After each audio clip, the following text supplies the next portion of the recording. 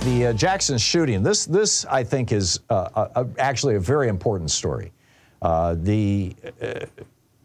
Representative Angie Nixon is a Democrat in Florida, a Democratic state representative. And DeSantis showed up at this memorial event for the three black people who were murdered by this white racist. Now they're going through the whole, oh, yeah, he was mentally ill. He was in a mental hospital once. He shouldn't have been able to buy a gun. Well, yeah, well, it's, he shouldn't have been able to buy a gun, et cetera. But racism is not a mental illness. Racism is a learned behavior. People are not born racist. People learn racism. Somebody taught this guy. And the argument that Angie Nixon is making is that Ron DeSantis is one of the people who is teaching this. Both explicitly and implicitly. He's doing it with a wink and a nod when he talks about woke and when he talks about, teaching black history and how we're going to get that out of our schools. He does it and he does it explicitly in the way that he talks about thugs and that he talks about, woke, again, So what she had to say, and this guy, first he tried to get into a historically black Christian college. He was run off campus by a security guard. So he went to a local dollar store where there were some black people and just shot it up.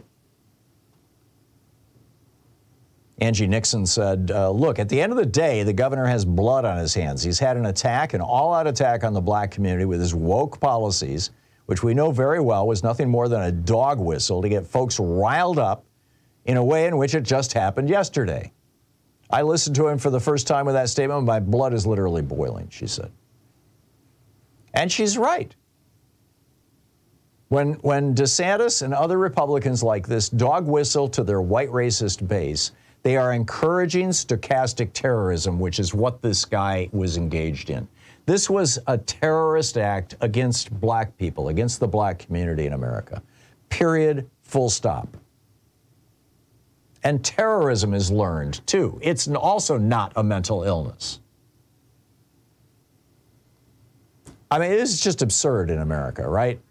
A Muslim shoots up a place. Oh, my God, it's Muslim terrorism. A black person shoots up a place. Oh, my God, it's black terrorism. A white person shoots up a place. Oh, my God, it's mental illness. No, it's not. This man is a vicious murderer, or was. He committed suicide after he was done. As Nixon said, she said, DeSantis is doing everything to continually attack black lives. He's doing everything to erase black history. They are feeding our children propaganda. All that does is lead to the devaluation of black lives. This guy has no respect for our community. She cited this recent piece of legislation in Florida honoring Rush Limbaugh. Rush Limbaugh with his song, Barack the Magic Negro, and his Hillary Clinton nutcracker. I mean, he's a racist, a misogynist, a homophobe, and we're going to honor that as an entire state? And then he came after 2 congressional black districts in Florida and busted them up so that black people in Florida lost representation. Representative Nixon said that lawmakers on both sides of the aisle need to come together in Florida to stop the hateful rhetoric.